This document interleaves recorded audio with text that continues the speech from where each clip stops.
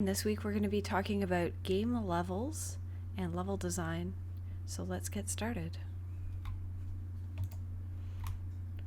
So what's a level? What do I mean when I talk about a level? I've talked about this kind of throughout your GDDs at this point, but let's have a little recap here. So a level is a chunk of play that is associated with a dominant mechanic, a concept, a narrative beat, or a location.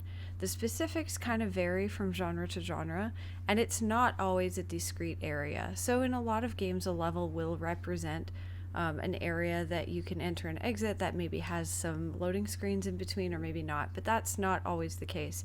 In an open world game, obviously level is a little more diffuse than that. So let's look at a few examples. So a shrine in Legend of Zelda Breath of the Wild might be considered a level. Similarly, each of the dungeons would be considered a level, and then you could also probably split the biomes into different levels just based on the fact that they have different enemy types, different narrative beats, and different quests associated with them. A room in Celeste could be considered a level. You could also consider the entire set of rooms that have the same design and enemies and obstacles a level. So like the abandoned city versus the inn, for example, could be considered different levels. But I think in Celeste, it makes sense to break it down room by room. A zone in World of Warcraft, or similarly in FF14 or any MMO might be considered a level. So this could be like a city level versus something with enemies versus a dungeon, which is usually like what's referred to as like an instanced area, because not everybody is in it at the same time. It sort of creates a different one for every different player or set of players. A map in Call of Duty Black Ops is a level. So in something like a first-person shooter or like a multiplayer competitive game, usually there are still discrete areas that a bunch of players will participate in at once. So something like a map would be your object of separation at this point. A planet in No Man's Sky could be a level, and of course in No Man's Sky you can travel between planets and you can also go to space stations, and you could consider space stations kind of a separate level from the planets. But here basically the discrete like unit of exploration or of the core gameplay loop would be a planet. An area in Hollow Knight, any of the areas that sort of represent each biome, and when you zoom in on this map they're like the color-coded boxes. Those could each be considered levels, even though you can traverse in between them kind of in different orders. That doesn't have to be linear. And then finally, a track in Mario Kart 8 could also be considered a level. So you can see that there are a lot of different kinds of games that all have like different ways of separating their different gameplay chunks, and that's what I'm referring to when I refer to levels here. So levels shape story and setting. Often levels separate out different settings, zones, biomes, or parts of the story, as we've seen a little bit in our prior examples. So as some further examples, different areas piece together different parts of the story of what happens before the player arrives in the game Bloodborne. So what happens in the Hunter's Dream and Central Yharnam, the Cainhurst Castle, and Byrgenwerth are all sort of small disparate parts of different parts of a society, and you get to see how that collapse of that society happened before you got there. So the castle is about a noble family. Byrgenwerth is it's a university, so it's about like what was happening in areas of study at that time. Yharnam is like a city, so you get to see what happened to the city people. It's not shown here, but there's also like the cathedral ward, so the church, what the church was doing at that time, and how all of these like different groups of people contributed to the like disaster that is happening by the time that you enter the world of Bloodborne. And planetary puzzles in Outer Wilds are unlocked simply through knowledge from visits elsewhere. So the way that levels work in Outer Wilds are they're more or less separated by planets, the same way that No Man's Sky has. But in this case, the game is actually completely solvable from the beginning of the game. but what is preventing you from being able to reach the end right at the beginning is that you, the player, don't have enough knowledge. So it requires you going from planet to planet, collecting disparate pieces, and then like connecting the pieces that are on different planets to each other. So in this example, this is in Dark Bramble, which is one of the planets, and I think you have to navigate these different colored or these different lights, some of which are deadly creatures that kill you, and I guess one of which is actually like a portal or an entrance to somewhere else that leads you like deeper into the story. And how you actually begin to be able to distinguish that requires you to solve puzzles at other levels. So this is one of the ways that they're interconnected, and also that they encapsulate pieces of the story or pieces of the puzzle in order to complete the whole game. So in this example, as well as Bloodborne, most of these levels can be completed in different orders. And so the information that you're collecting is not linear in nature. It's not telling a linear story. It's telling little pieces of a story that you have to put back together yourself. And then levels are also tutorials.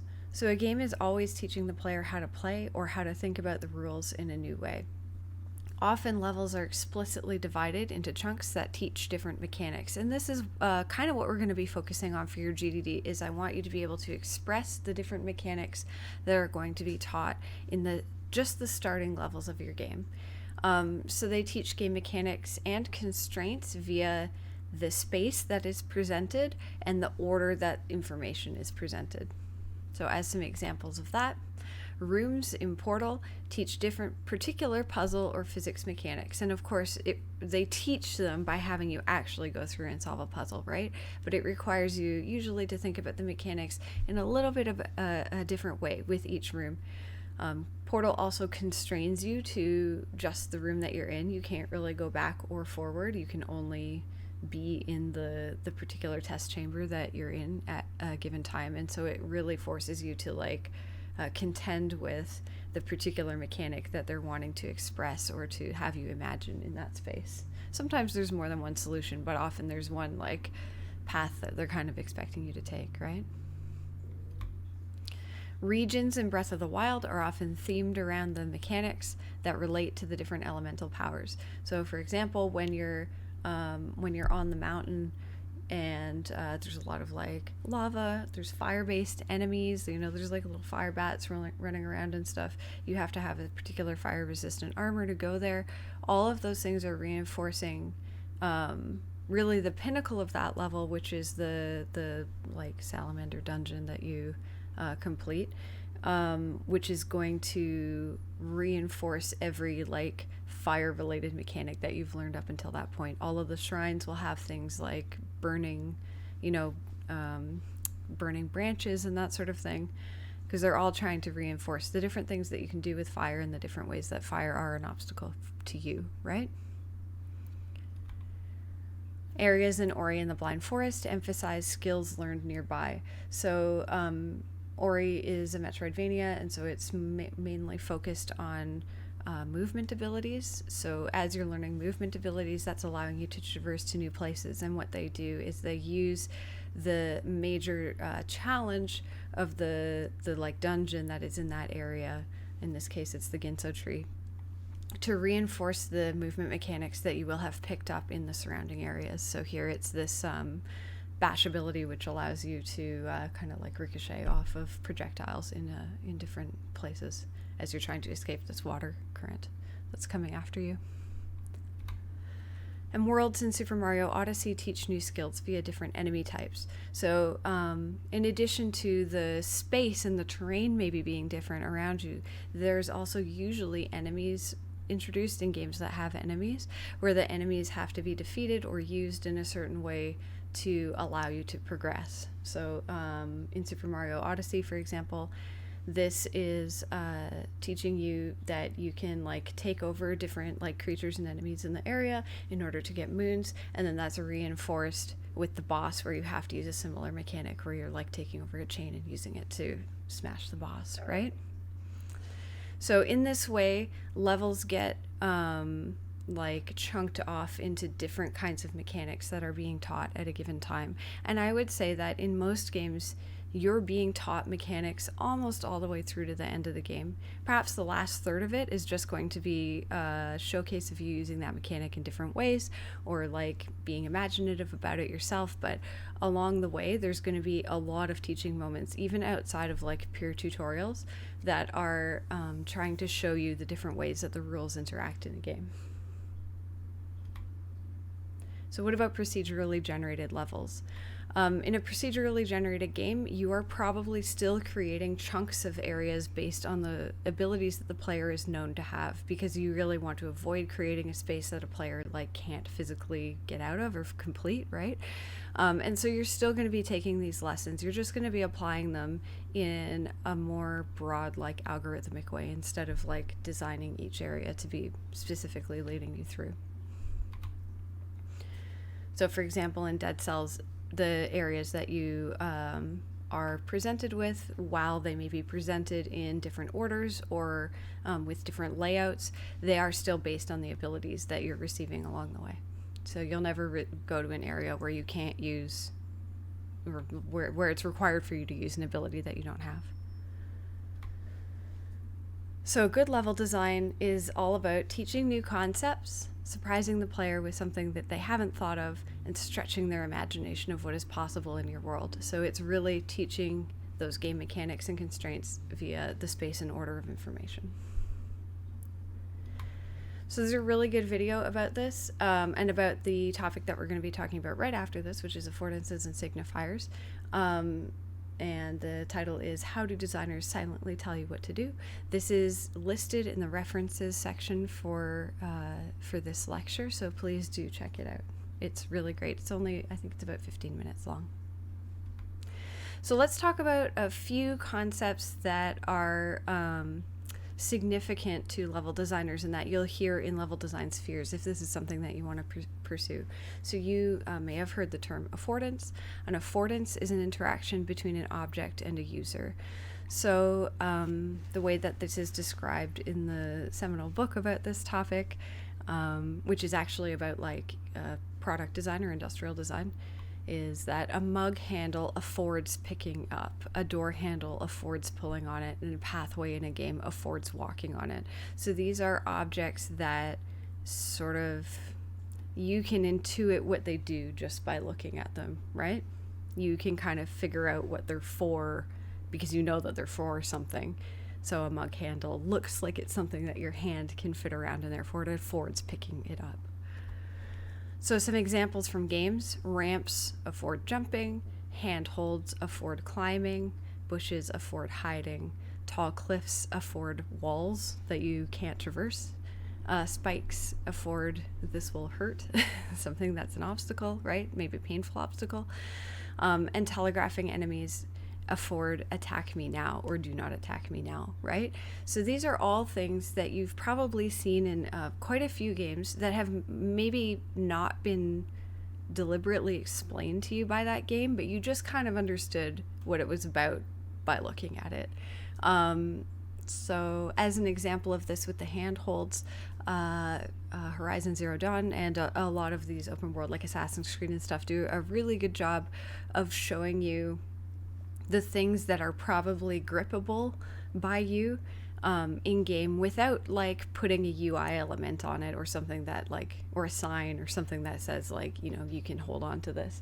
This is going to be something where they maybe use like a colored paint, or they maybe make it stick out more from the background in some way, or like physically stick out so that you know it like looks like a little like mountain climbing, you know, grippy handle and that sort of thing. In a game that requires stealth, you know, bushes or ventilation and stuff like that, like you generally know to look for those things because those are pretty good hiding places, right? So this is what an affordance is. And now a signifier is a more direct signal to users about the function of an object. So this could be signs, words, symbols, color coding, and lighting. And you'll see that there's a little bit of overlap with the affordances there. So if you remember back to our methods of persuasion, when we talked about breadcrumbs and we talked about tailoring, those are examples of signifiers. So affordances and signifiers give your players ways to learn about your mechanics without overt tutorialization. They provide a kind of light friction that gives a sense of having figured something out on one's own. So players, again, I've talked about this before, but players really like the feeling of having figured something out. That is part of the joy of playing a game, is like figuring out how the rules interact, right? And these affordances and signifiers can give your players little clues, little grippy clues that that feel really good for you to have like sorted out in your brain. So we have to balance our tutorialization, right? Balance what you explain or teach directly to players with these more subtle clues that you don't really directly explain, but that players can just pick up on. You have to give the player enough information to move forward or solve the puzzle or feel progression in some way, but you don't want to give them everything, because then it's not really a game. It's just, like kind of an experience that they're moving through, which is maybe still enjoyable under certain circumstances, but for a lot of games that's not really the point. You do want some sense of having come to the conclusion yourself, even if the designer is secretly like putting all these little hints in there for you, right? It's kind of it's one of the ways that all games are a little bit like a puzzle box or an escape room. So don't let players struggle with really basic interactions like controls or core mechanics, because that's going to be really frustrating for them. That's not the part that we want to focus on when we're talking about this like light friction of affordances and signifiers. But at the same time, don't tell them everything. Leave room for experimentation and imagination. So people like feeling like they figured stuff out and they're coming up with what they perceive to be novel strategies. Level design is a little bit of a manipulation to make people think like they came up with something on their own. If you remember back to tunneling in our methods of persuasion, this is where we are simplifying the parts of the game that aren't the fun part. That includes things like teaching controls. You don't want people to have to struggle with the gamepad or with the keyboard, right? We want them to definitely know what buttons are going to do what at a given time, and leave them to spend more time on the enjoyable aspects of play, like puzzle solving or dexterity challenges and things like that, so that they're not just like, jumping and falling off platforms all the time because like the controls are really difficult to use, that sort of thing. And some final thoughts. An important skill for level designers is to instill ideas into solid, workable games while leading players through the experience of the game without revealing the designer's presence in a way that distracts the players from their own virtual destiny. Another way to think about this, specifically in terms of level design, is in designing boundary spaces or boundaries to your spaces. So this is one of the purposes of gray boxing, for example, is to determine the spaces that a player can move and the spaces that a player can't move. You don't really want people to ever notice that there is a boundary, that there is, for example, like a sky, or there are walls, or there are spaces that they can't go. You want them to feel like they can go everywhere, even if they can't. And so this is like a more overt, example of a thing that a level designer has to do, but you really want to lead players through the experience of that space. You want them to want to move in the spaces that they're allowed to move and not really think about the spaces that they're not allowed to go, That's kind of your essential job here. So let's do a little reminder back to the setting lecture and talk again a little bit about possibility spaces, if you remember this. Your world is a possibility space for players to use creative solutions to the problems the game poses. So I'm going to talk a little bit briefly about overworlds, which is more of the connective tissue between levels than the levels themselves, but it is still an important concept that we have to think about that lets us give players a sort of broader look at what it is that they're going to be doing within the context of your game. So this is the Super Mario World Overworld, with its insets of the different rooms that you can go in for the different pipes and things.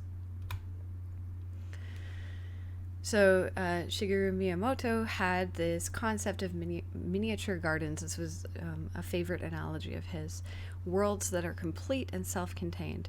They contain three elements that make them believable: clear boundaries, which we just talked about a little bit, consistent abstraction, and overviews. And this concept of a miniature garden is it's a garden that you can look down on as if, you know, you're like a giant and you're looking down as a top-down view on this beautiful little space that's perfectly manicured and tells a story about a place that, you know, you can imagine yourself in, but you're at the same time kind of like above it looking down. And you can see that it has like a clear boundary. Perhaps it has a little wall around it. Maybe it has like a little moat. It's got some ponds in it. It has like little natural elements, and that's a big part of this. So this miniature garden theme, you'll see this a lot in older games, especially Nintendo games. So clear boundaries. You want to create boundaries between different spaces, so not only around the garden or the overview itself, but also around like themed areas. So if you think of the Zelda series, like your elemental themed areas, your lava mountain and your like, you know, ice area and your water area and all that. And then around the world as a whole to communicate the limits of the space to the player at a given time. For example, if you've seen the overworld map in Ori, then you know that there are ability gates that prevent you from going to every place at every time, but you can kind of see from the overworld what might be required. Like some of these are going to require something that allows you to float or fly because it's up high, and something is going to require you to be able to swim, for example. So here's the overworld from A Link to the Past, showing castle, villages, forest, mountains, deserts, and water. This overhead view is top-down, bird's eye view, and you can note the iconized world elements, so like houses and trees, etc., which we're going to go over in a second, and the cloud boundaries that show the full space that you're allowed to traverse. So consistent abstraction, this is what I mean by these little icons. Game spaces are constructed using modular symbolic assets, so using one tree asset to represent all trees, for example. This is pretty common in a lot of different games, but it's especially common in older games where the graphics have to be abstracted in some way. So player choice and interaction with limited assets creates a sense of possibility and emergence, since players imagine more than is currently present. They have to use their imaginations to, like, you know, put themselves in this space. You can see examples of this in all kinds of overworlds. So the FF6 overworld shows an oversized character, because you have to know where you are on the screen, so you can't be like real size compared to all these different like miniature things, right? Shows a little miniature town, a little iconized town, forests, mountains, desert, and water. And again, this is a top-down bird's eye view. And now finally we have overviews. So these are like scale models of larger phenomena, like a fish tank or a terrarium or a tiny garden like we were just talking about. You see this paradigm in world maps and overworlds all the time in games, but you also see it in like especially 2D platforming games themselves. They were originally conceived to be like terrariums that you're looking in from outside view, right? You're looking at like a 2D view and you can see ahead of you. And you can see a little bit behind you as well, or ahead and behind of the character that's in there, a little fish, if you're imagining like an aquarium or something like that. We're very used to this point of view at this point, but it is interesting to go back and think of it in terms of how it's an overview and how it gives the player more information than the character would have, right? So here's an overview of all of the level rooms in Fez, which is the game that we're going to be playing a little bit of this week. We might not actually get to see this view in game, so I'm showing it to you now. But it demonstrates all of the room connections in the entire game and their ultimate completion via color coding. So when they're gold, that means that you found all the secrets within them. And I think pretty much everything in here is gold, so this person has 100% completion. But that allows you to know whether there's something that you should still be looking for, or whether you're complete. And it also shows all of these little connections. So you got big rooms for like big areas that have a lot of connections, and then you have little rooms that are like little offshoots that might just be a smaller space, or like a tiny room within a bigger town or something like that. So overviews allow the player to see more than the character would be able to, which is what I was just describing with the aquarium. So in 2D, that's seeing what's coming ahead in a level because your perspective is outside the characters. And in 3D, we use flyovers or vantage points so that you can see out over a landscape from a high vantage, like a tour. As an example of this, Super Mario Brothers 1-1 and Breath of the Wild overviews. So SMB uses a 2D third-person side view to show upcoming information, which of course you need as you're running forward, right? And Breath of the Wild is a 3D third-person viewpoint, and an early vantage point shows the many landmarks that the players will eventually visit. So you get to see the mountain, you get to see the castle, you can see like some cliffs and desert off to one side and maybe some mountains off to the other side, right? So it gives you a pretty early look. In fact, it's one of the first things that you see in the game, of the whole game itself. And the major thing in this game was that you could go to all of those places. You could just walk to them if you wanted to.